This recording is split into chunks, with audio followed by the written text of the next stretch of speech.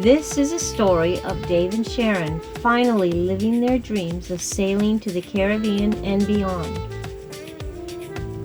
Join us while we share our adventures from getting the boat ready and embarking on our cruising life.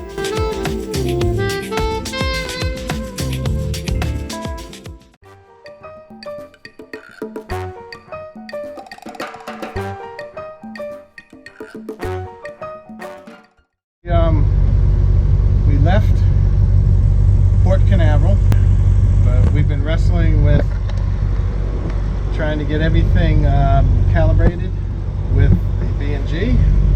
Been also using this, the Ray Marine. It's really radars on, but there's nothing here to radar. Got the sails out, and we're motor sailing. And even though the temperature down there says 200 something, it's not. Temperature gauge is not really right. So what I did was, so I picked up this little laser thermometer. And what I do is just pick up the engine compartment right here and shoot the top of the motor, and that tells us what it really is. So, but yeah, we've been trying to calibrate the B&G. We did the dock calibration a long time ago, and so when we got out, we hadn't actually been out since we put it in. So we did our circles for the compass and the calibration, and I have to calibrate it a little bit more. It won't quite follow the course accurately. Here's Sharon down here fixing dinner.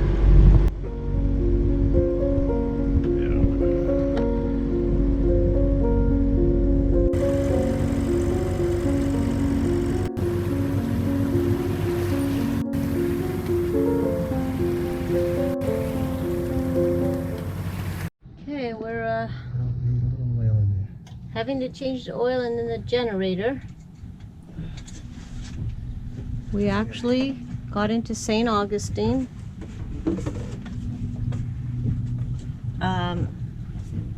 today. Turned the generator on for a little while and noticed it was leaking oil. Now we have to change it, and we're about to go meet friends, but we have to get this done. So as it turns out, the oil's fine, the antifreeze is fine. It was a little thin, so he's changing that, but maybe the oil he saw out on the water was from someone else's boat. Or just nasty water. Or just nasty water. I don't know. Is there nasty water in St. Augustine?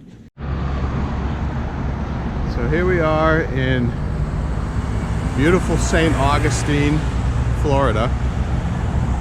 The bridge just opened up again, so you got traffic. You got all these nice restaurants. Expensive, but nice. And so this is our fourth time here? Yep.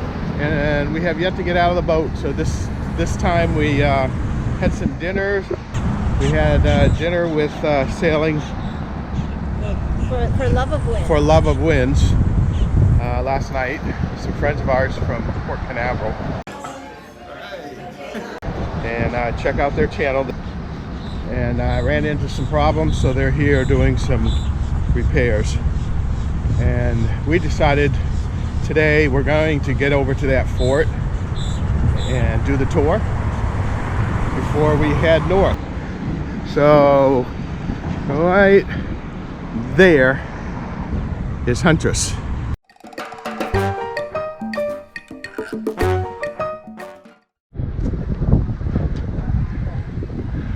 Huntress, and that's Huntress, and she'd be easy pickings for these cannons. When visiting St. Augustine, it's worth visiting the Castillo de San Marcos, also known as Fort Marion. This fort was built by the Spanish to defend Florida and the Atlantic trade route. So this is the entrance. St. St. Augustine was attacked several times by pirates, and that led to the building up of the fort. A strong foundation was built and a dry moat was created to surround the fort. Hello. Welcome in. Right when you start down this way, you'll see the soldiers' quarters when you come out. Hook a left here and make your way around clockwise. All right. Thank you. Thank you.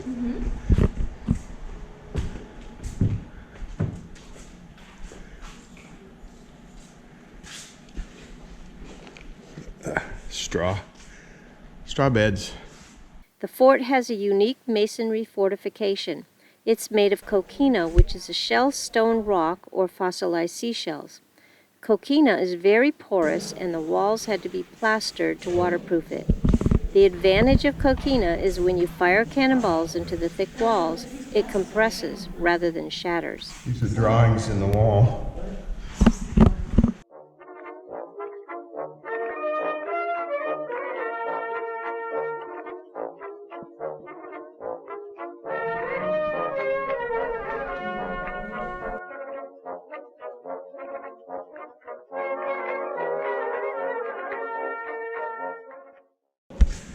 You don't want to be on camera.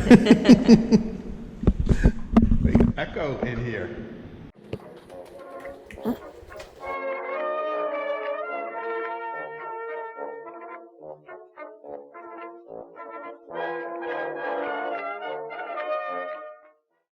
Another interesting aspect is that the fort is in the shape of a star, so it could protect the town from its enemies.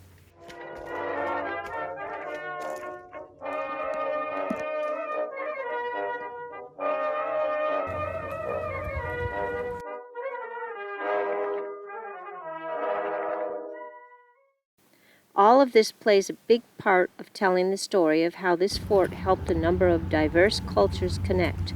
Many people saw St. Augustine as a place of freedom.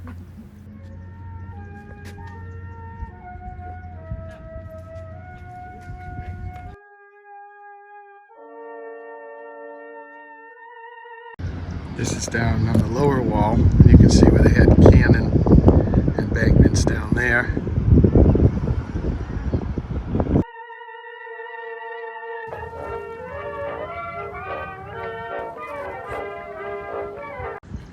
Guard duty.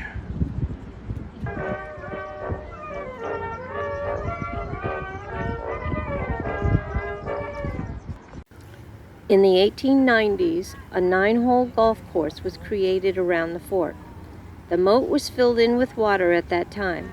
Unfortunately, the water caused significant cracks and other damage to the structure. The golf course closed down after 30 years because it wasn't making money and tourists walked all over the greens.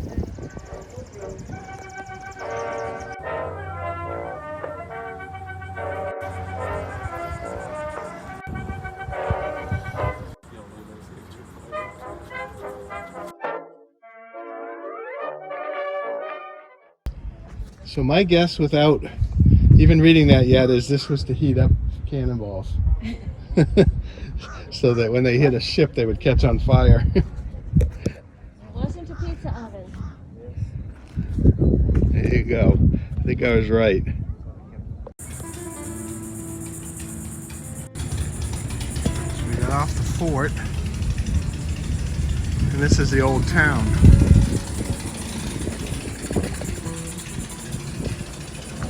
Cobblestone streets. Houses and shops. There's a great big old walking village in here. Yes, with all kinds of shops and restaurants.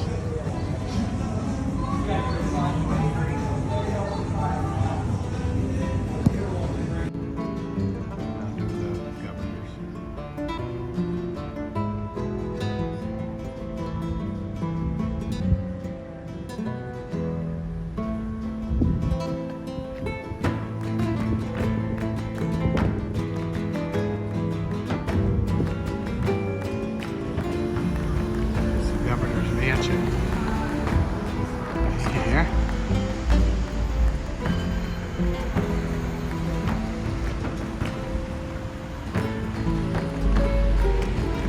Some more old historic buildings back in the background. We're not going up there. We're going through the park. This is that oldest monument in the United States, public park. I think this is the one. There might be one over there. Yeah, this is the one, Constitution Monument.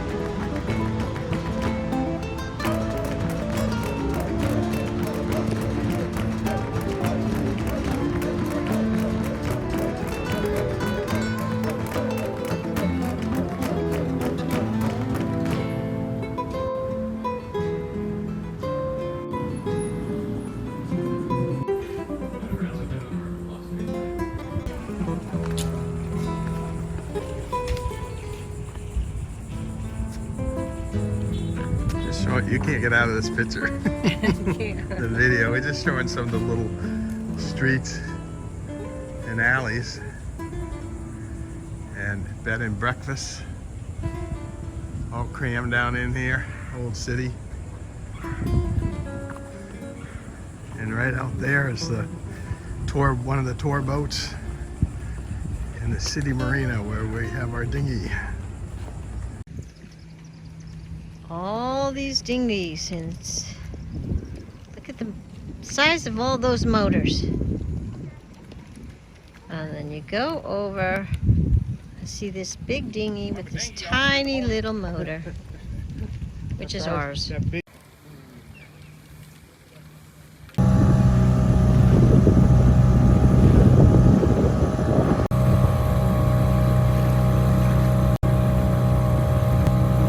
There's the town that we finally got to see. The Lion Bridge.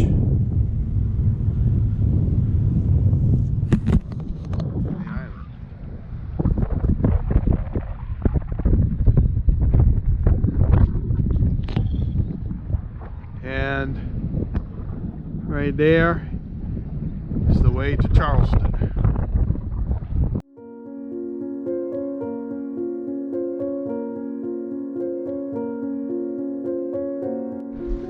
Peace and quiet.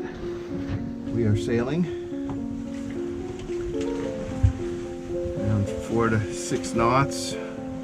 Around 5 knots. She's been hanging around 5 knots. And I want to show you what we have here. We have a full set of sails out.